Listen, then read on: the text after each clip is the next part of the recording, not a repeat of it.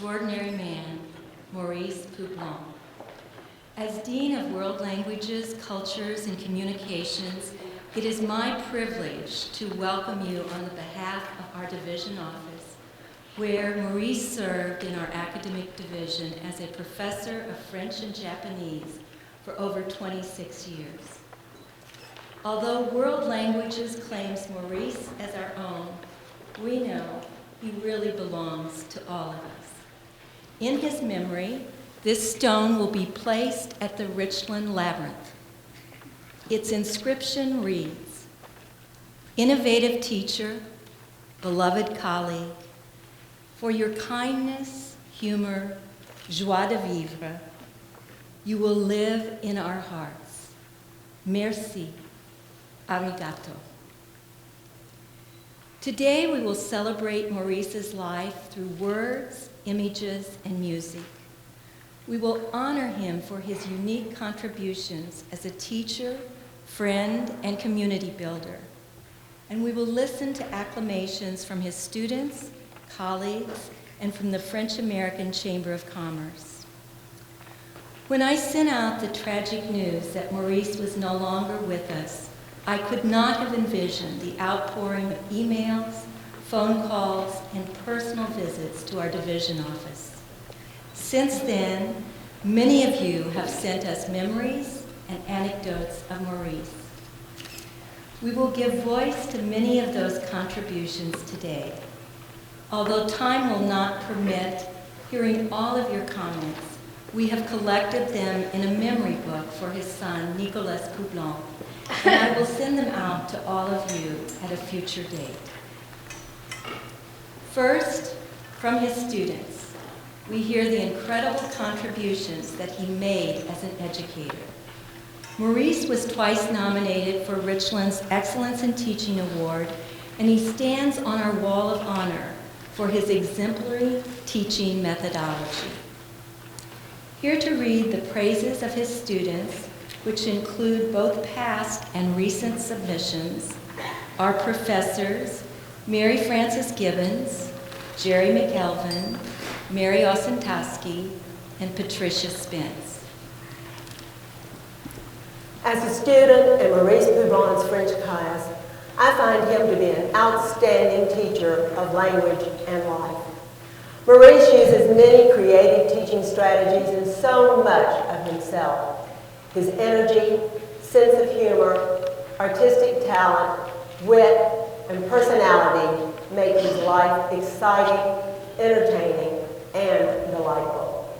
He brings enthusiasm, spontaneity, warmth, and carefully chiseled teaching strategies to each class. As a teacher of life, Maurice models lifelong learning, the ability to share his rich personal experiences, the willingness to take people where they are developmentally and move them to a higher level of functioning. Although Maurice is a gifted person, inventive, resourceful, talented, he is also kind and understanding and treats beginning students with great respect. Maurice has a rare gift. He is an outstanding and caring teacher and communicator. His command of immersion strategies and profound knowledge of the languages he teaches, along with his patient, friendly, and challenging teaching approach, make his classes exciting and accessible to students. He not only teaches students, but all of the adjunct instructors in French and other languages receive training, guidance, and support from him. Mr. Poublan could teach a monkey to speak French. Day after day, he puts forth such incredible effort in trying to break through the barriers of learning a foreign language. He is tireless. He never gives up. It is impressive to watch even those students who are not interested in learning learn in spite of themselves. He makes sure that they do. Never before has I encountered a teacher with such talent. He is truly the master of communication. The last day of class last semester, the students were raving about what a great teacher he was. Unfortunately, he was not yet in the room to hear. I wrote this letter simply because someone needs to know. This is the third semester I've taken Poublan Sensei, and I can't imagine being able to speak Japanese as well as I can without having him as a professor. He's passionate about the language, and it's communicated to you when he teaches. Certainly the best professor I've had. He's a native speaker, but speaks with such clarity that even the beginners understand him. Extremely helpful and interested in you and in your progress. This teacher clearly likes teaching this subject, and it is contagious. The pace is healthily challenging. I am beginning to see why people claim Japanese is challenging, but Poublan Sensei is a light in that fog. Poublan Sensei is an amazing teacher. We were supposed to learn 50 kanji for the Japanese class, and I'm up to 150 because he showed us an easy way to learn them. I think he understands the Japanese language better than the Japanese themselves. He is able to give us strategies to comprehend and learn the basic principles. His style of teaching uses imagery and illustration, discouraging word-by-word translation. He uses technology through videos and audio tapes that he himself developed. He is very good and talented in what he does. I love it because he actually comes from France. And it was so much better having a professor that actually lived there and knows the language so well. He made my first semester of French the awesome experience, the most awesome experience, and I can't wait for the second semester. I definitely recommend it. Y'all will love him. Maurice Poublan was a master teacher. His thoughts were always on finding or creating ways to assure that his students could learn French or Japanese in the most effective and interesting method. His kindness, intelligence, and creativity will be missed by his students and colleagues. What he did enhanced education at Richland and can never be repeated in the same way. He will not be forgotten. Now we will read the reflections of his colleagues. We are honored to represent our Richland community of teachers and grateful that Maurice was one of us. Maurice was the very first person I met at Richland College. Two things in particular stand out when I revisit in memory that most important day. First, Maurice clearly liked Richland and found it to be a good place. Secondly, people here clearly liked him. Every faculty or staff member we encountered that day greeted Maurice with a genuine smile. These were such important things to learn about Richland, and especially about my new colleague. Maurice told me about an inventive solution for flower beds to survive impossible Dallas summers. He had, he said, bought some white silk roses at Hobby Lobby and fastened them to a rose bush in his yard. He seemed pleased to report that people were amazed that in the midst of a heat wave, his roses were blooming. No one loved France more than Maurice did. When I visited Paris, he told me where to stay and where to go in the city. And I made a special trip to Pau to see where he came from. I have fond memories of looking into his office and getting a smile and talking for a few brief, wonderful minutes about France, his family, college happenings, and life in general. All of this was more about touching that base of friendship than what was said. The first time I saw Maurice, I had not even met him. It was at my first convocation, an induction in a Thunderduck ceremony. He was featured as part of a film celebrating a 35-year Richland anniversary. He appeared larger than life on screen, sitting in what appeared to be a French vineyard. The reaction from the crowd was instant, cheering and applause. I adored Maurice. A conversation with Maurice was like a 4-course meal at a 5-star restaurant with French champagne. We would usually be sitting in the World Languages workroom at L208 on Richland's campus, and one of us would just mention something interesting we had recently experienced. I do miss him so very much. Knowing Maurice and seeing him interact with students were among the best parts of my life in teaching. I had a fondness for wearing boutonnieres, that is, fake flowers on jacket lapels. I wore some of them long beyond their imaginary shelf life was over. One of them, a synthetic red poppy, was in particularly bad shape. It was crushed, its petals wrinkled, its phony stamen bent. My pooped poppy looked so bad that once a student asked me if I was wearing a fishing lure. But our Maurice had a different view. After spotting this flattened blob of red, he said, "Pat, I love your flower. It looks as though someone has hugged you very, very hard." All I could respond was, "Oh, Maurice, how French." And then I hugged him very, very hard. I decided to call my bedraggled boutonniere Madame Fleur. I wore Madame Fleur for many years after this event until she met her culturally not surprising demise. She was beheaded, guillotined, by my seatbelt strap. I am sure her longevity, albeit inanimate, had all to do with Maurice. Madame Fleur had reblossomed midlife because in Maurice's eyes, she was not a faded fake flower, but rather a symbol of desire. You have been my favorite, beloved Frenchman. I will miss you in the hallways of Richland. Maurice was a teacher in its purest form, but a great ambassador for France. We loved being a part of his trips and traveled with him to Paris and the Northeast, Northwest, and Southeast areas of France. We hoped for a trip to Southwest France in 2013. His trips were organized, thoughtful, entertaining, fun, so informative, and impeccably planned. He would never lead a group to a location he had not visited and reviewed. He made certain we shared the essence of France,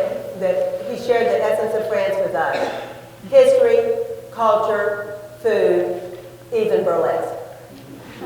Maurice always reminded us to look up. That was invaluable advice for touring France, especially Paris, and as we learned later, for life in general. He never just took us places and said, "Here it is, see it?" He gave us the history and background of all we saw. Yes, Maurice was the quintessential teacher in the classroom with students and on trips with students and colleagues as well. He both changed and enriched our lives. The special point is, when in the French class, Maurice was a typical Frenchman you could see in the Beaujolais wine tasting festival. But in the Japanese class, the Frenchman in him disappeared. In front of you stood a Japanese man saying, "Arigato." Sayonara, goodbye, adieu, Mr. Poublan. Many people don't know it was Maurice who invented the RLC underground email exchange. Many years ago, one of our colleagues posted an African proverb to the RLC address. He asked us if we had seen the proverb on our email. We said that we had. He said, "Let's do something like that every day." He was very enthusiastic about the idea. Maurice was consistent in sending out everything from wise sayings to corny jokes. However, he always abided by the agreement that we should always treat others with respect. That's who he was. Maurice was always so graceful as a dancer and was man enough not to be intimidated by being only one of one or two men line dancing in a room full of women. One year, when we asked participants to list the top 10 reasons for joining our line dance class, Maurice came up with the #1 reason for men to join: the ladies. Maurice always struck me as light. He was light to me. A friendly smile in the hallway, or a gentle word outside my office door, or that signature soft-spoken wit in the break room. He was the friend that I didn't need to make. because we begin as friends, light. Some people are like that. They shine brightly wherever they are because of an innate spark of happiness, peace, and goodwill. We close this reading with 3 excerpts from an exceptionally moving extended essay by Maurice's colleague, German and French professor Peggy Little. The way Maurice walked and talked said much about his attitude toward life. He never rushed down the hall, even if he was late to class or to a meeting. He ambled with a kind of hesitant rhythm in his step. And if he met someone along the way who had a question, he'd take a moment to settle the problem, ending the conversation with his usual French shrug of the shoulder, half smile, and a twinkle in his eye as if to say, well, we all do our best. No one could walk past Maurice's open office door for the first time without being startled. Although in later years it was a fully clothed, menacing-looking James Dean standing there staring out into the hallway, it had previously been a provocatively posed, scantily clad Marilyn Monroe. For some reason, Maurice had moved her toward the back of his office, and there she stood as always, frozen in time, with her wind-blown hair and eyes half closed, forever leaning forward in a futile attempt to adjust the straps of her bathing suit, which seemed intent on slipping farther down. The long-stemmed red rose she grinningly held between her cardboard teeth had been taped there by Maurice, and he'd also tied a strip of red, white, and blue around her waist, adding that little French touch-up, which only Maurice would have thought of. Maurice rarely erased the board when his class was over. Often my classes took place in the same room as his. I would walk in and see the huge board looking like Da Vinci's sketchbook, but with cartoon figures so neatly and simply drawn, surrounded by Maurice's curly, cursive French handwriting, which was a work of art itself. Each time I picked up the eraser to wipe it all away, I apologized to my students to be wiping away all that beauty just to replace it with my own sloppy script. I wish now I'd photographed some of those masterpieces. Not only did they express the love Maurice had for his language, the care he took in making sure his students understood each word or concept, they were another example of his patience. There was never a mere scribble or other sign of haste. I often wished I'd been present to watch him fill that board so beautifully while explaining everything aloud to the students.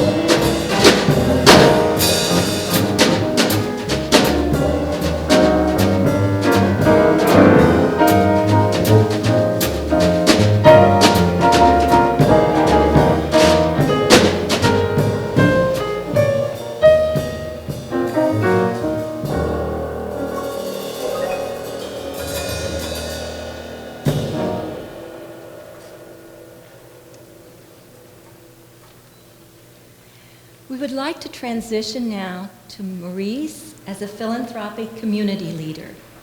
His many contributions include working for Alliance Française to develop French courses, assisting the Dallas International School, and coordinating all of the volunteer work for the annual Beaujolais Festival sponsored by the French-American Chamber of Commerce.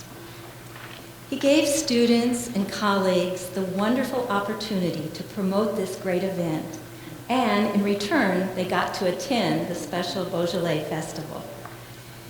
Here to honor him today for his volunteer work and his years of service in the French-American Chamber of Commerce, we are privileged to have President Scott Brown and Executive Vice President and Coordinator and Chairman for the Beaujolais Festival, Eric Corticciato. Following their remarks, we will hear the beloved French song La Vie en Rose, sung by voice instructor Beverly Griffin Dyer and accompanied by Richel and adjunct faculty member Brad Williams. Messieurs.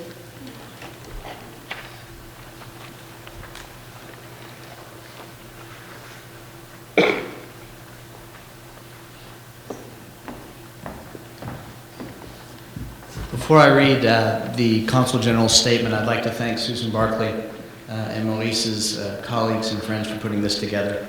I'd like to thank her for the opportunity to speak today. And of course, thank Marie and Nicolas for allowing me this honor.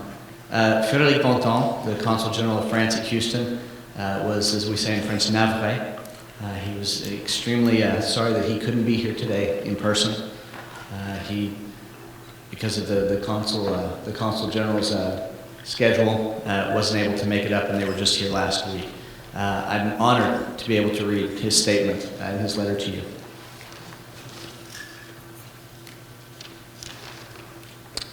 Ladies and gentlemen, on behalf of the French Consulate General in Houston and the French authorities, I would like to express my profound sadness at the news of the passing of Maurice Poublan. Maurice was an esteemed French civil servant. He spent a large part of his career as a professeur détaché from the French Ministry of National Education.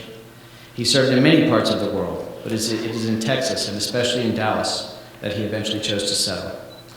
He will be well remembered for his accomplishments as the director of the Alliance Française, as well as for his distinguished career at Richland College. He was deeply involved not only in teaching and education, but also in many social activities. He also played a very active role in the French-American Chamber of Commerce of Dallas-Fort Worth. His contributions to the fostering of the friendship between France and the United States and to the promotion of the French language will be well remembered. In this moment of mourning, I want to express my condolences to his family, to his friends, and to all the ones who knew and appreciated him. Kindest regards, Frédéric Bontemps, Consul General of France, United States in Houston. Thank you, Scott. In order to look a bit more like Maurice, I'm going to put my glasses. And I make sure to keep my French accent. It is with great sadness that the members of the French-American Chamber of Commerce and myself learned about the accidental and untimely passing of Maurice.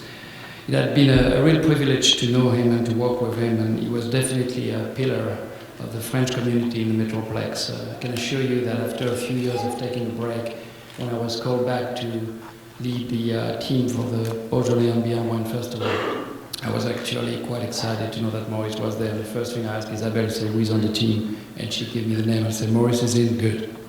We're going to be taken care of well.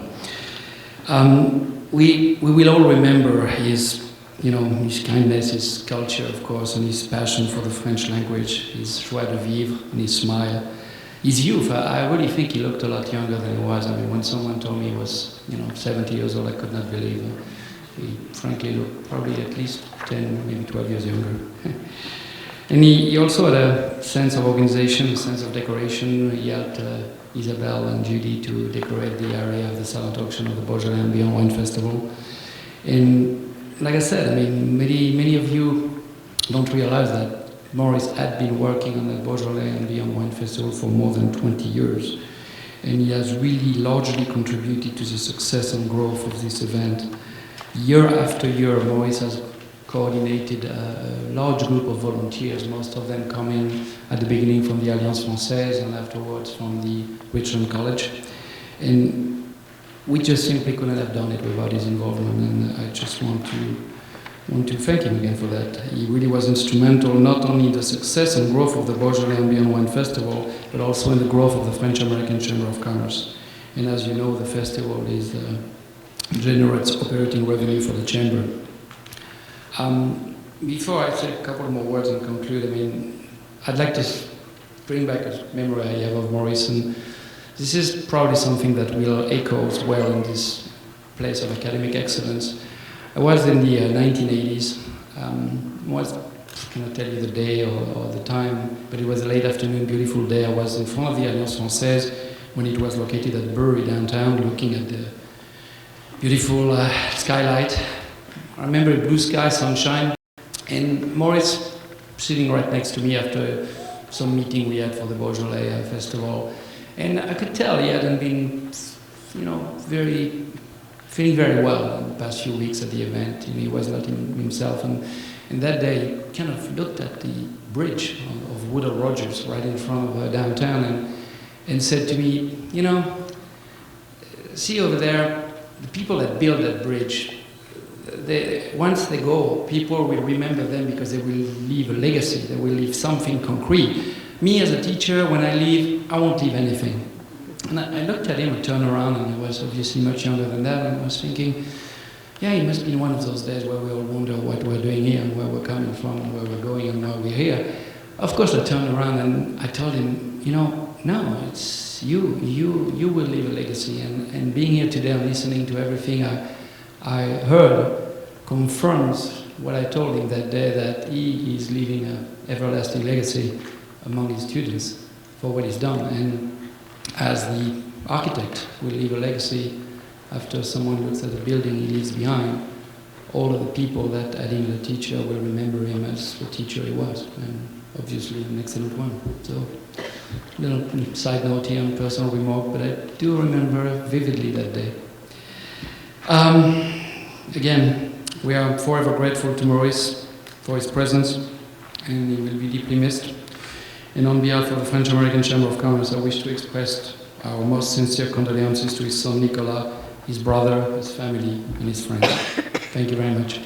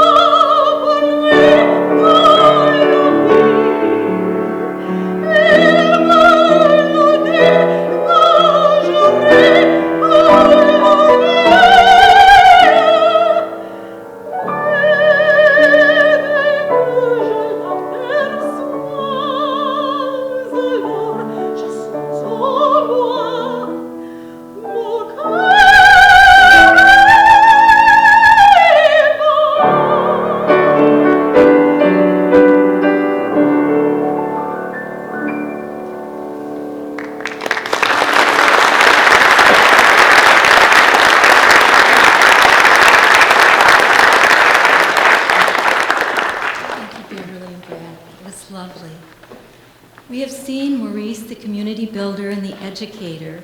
We would like to transition now to kind of the humorous Maurice. He was noted for his smile, his easy laughter, his wit and humor. Who can forget his puns, his double entendres, and his analogies?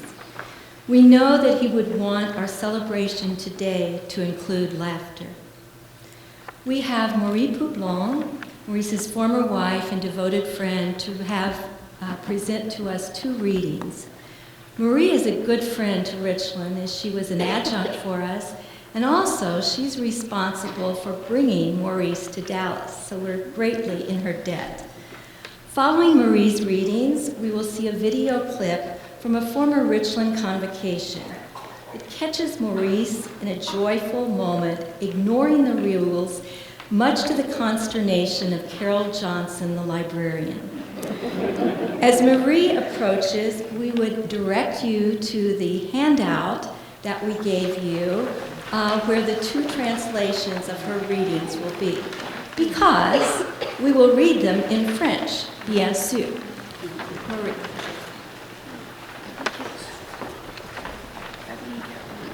Thank you, Susan. You forgot to say that I wrote the song, La Vie en Rose.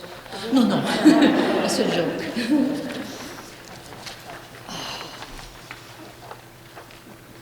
But I would like to thank our friends, Leslie and Marsha Barrett, for sending me this amazing letter from St. Augustine.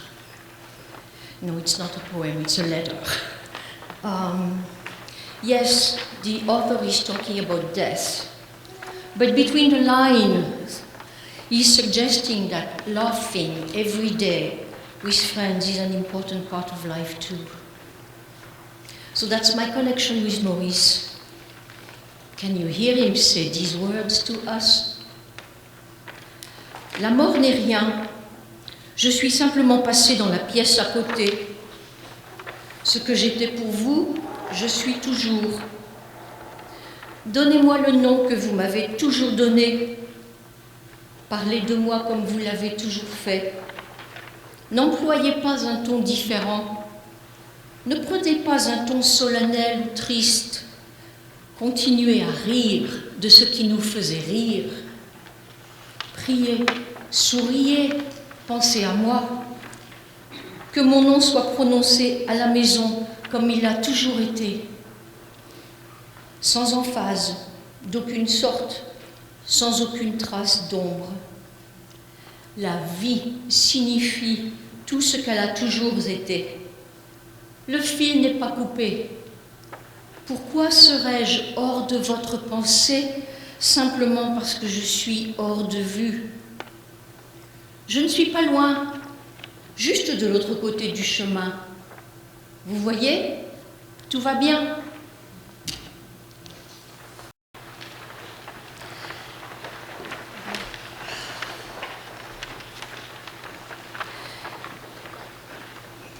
Maurice liked Jacques Prévert, like a lot of French people. A poet famous for his wit, his humor, and yet touching and full of surprises. Likewise, Maurice liked to play with words. It was one of his favorite games, and I miss that.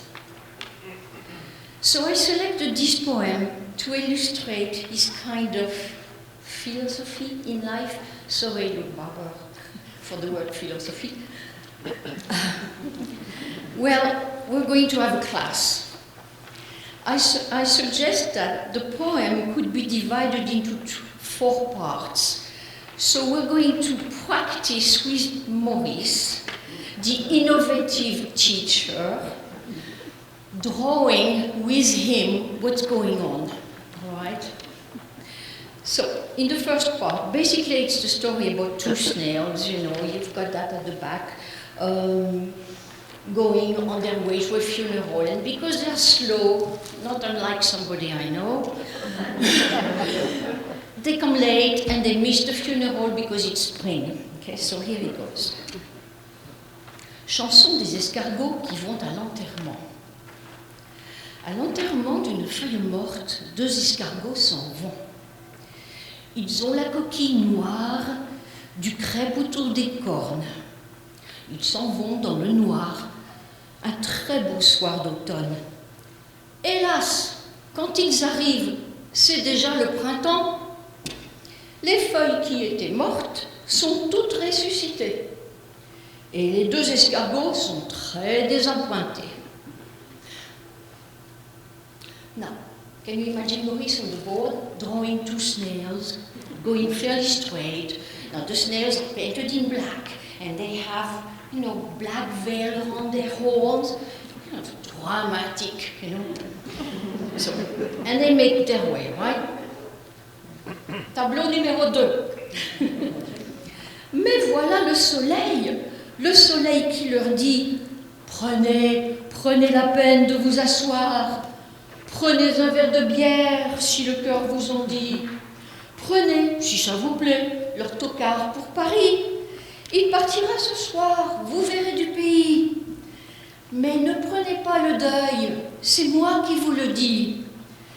Ça noircit le blanc de l'œil, et puis ça enlaidit. Les histoires de cercueil, c'est triste et pas joli. Reprenez vos couleurs, les couleurs de la vie. All right, here we have the sun, telling them, don't worry, take the time to sit down and everything, take a glass of beer, everything. So I think this should be Maurice. Maurice would be the sun. He would have a beret on his head because, this sounds like the sun is in the south of France and he's sitting down and eating for a glass of beer. So you can imagine the scene, right? And also here there is a pun on the words, not a pun, but various idiomatic uses of the verb prendre, take. And I can imagine Maurice adding a few of his own, like prenez la porte, prends ton pied, whatever. Different kinds of expressions that we use in French. He would do well on that. He's the innovative teacher. All right. Part 3. Alors, toutes les bêtes, les arbres et les plantes se mettent à chanter à tue-tête. La vraie chanson vivante, la chanson de l'été. Et tout le monde de boire, tout le monde trinquer. C'est un très joli soir, un joli soir d'été. So you understand what's going on here. Everybody's having a party. It started as a funeral procession. It goes to a party. Everybody's happy, drinking, unlike some people I know. And well, no. Anyway, part 4. Et les deux escargots s'en retournent chez eux. Ils s'en vont très émus. Ils s'en vont très heureux. Comme ils ont beaucoup bu, ils titubent un petit peu. Mais là-haut, dans le ciel, la lune veille sur eux. In this last part, you can imagine Maurice drawing the snails, but this time, the path isn't too straight because they have been drinking. So you can imagine, he would do that well. And the cute part is that the moon, personally, I would see the moon as a huge projector, throwing the light all around them so they don't get lost, so they don't hurt themselves. Merci.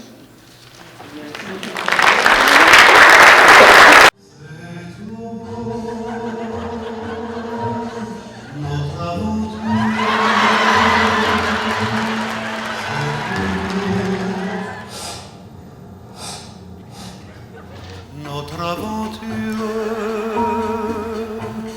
c'est trop beau pour être vrai.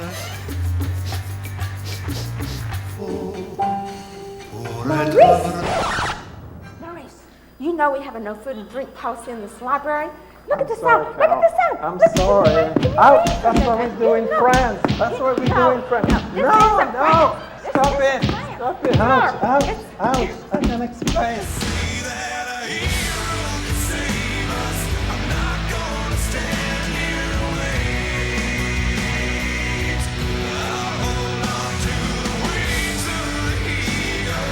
Watching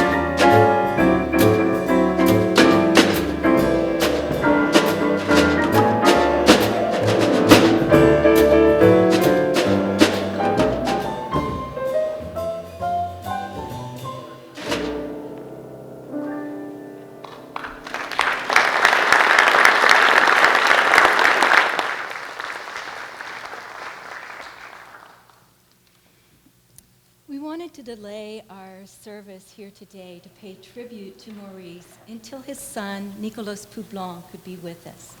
And we are so privileged to have him here with us today.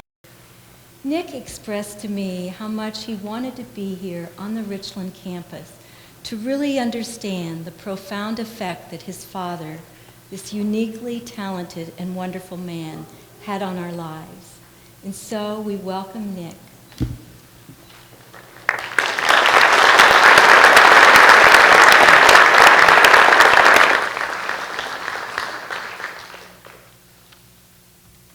Thank you, Susan. First of all, on behalf of myself and the Poublan family, we'd like to take this opportunity to thank all of you, both the individuals and the organizations that have contributed to this service and helped to make this a fitting tribute. So thank you once again. The other day when Susan brought me here to the hall to see where the service would be held, we wondered how many people would actually turn up. And I can only say that the attendance today makes me feel proud of my father and reflects the extent of his impact here. Even though he lived in many countries around the world, it is in this place, in Dallas, that my dad spent the longest time during his life. And I can see today how he made a great many friends, touched people's hearts, and had a positive influence in many lives. But today we also share in the sadness of having such a person taken away from us. I suppose that in the back of our minds, we always know that our loved ones will one day leave us. But we can never prepare for circumstances such as this. But through our experiences, thoughts, and memories, we can remember and celebrate what Maurice brought to us. And that is something that can never be taken away. Thank you.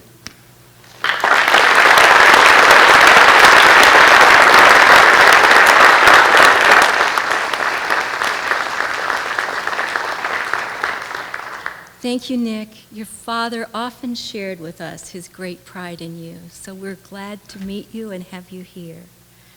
I would like to take a few minutes to thank the many contributors today who have so generously given of their time. The musicians and the singer, thanks to Derek Lagozo and Michael Crawford for putting all of that together. A special thanks to Michael Burns, who designed the commemorative program that you have. To Jennifer Owen, Patricia Spence, and Mary Osentowski for helping with the program. And to the readers and participants and the distinguished guests that we had here today. We thank you so much. Also to the staff of World Languages and the Multicultural Center for helping with the program. Our President Emeritus, Dr. Stephen Middlestedt, brought Maurice to Richland, and he sent a message that he deeply regrets that he could not be here today. But I would like to close with an email he sent upon learning of Maurice's death. This is from Steve. Being with retired Richland colleagues in the northern New Mexico mountains at the time Susan shared the sad news with us, we immediately supported one another in our shared loss of the amazing spirit that Maurice brought into our lives when he joined the Thunderduck flock. And then we began to realize we had not lost his spirit at all. As together we had launched our own impromptu memorial service and laughed and cried together. That spirit so intermingled with all of us, and I'm sure with all of the students, faculty, staff, family and friends from France to Japan and to the US, and so many places amongst them, is now an integral part of who we are. We give thanks and we celebrate the honor of Maurice, still with us after all of these years. And now I would like to continue the celebration as you join with friends, remembering Maurice, going to our reception in the Lago Vista Gallery in the Richland Library, which is just across the breezeway. Thank you for your presence here today in honoring our beloved Maurice. Thank you.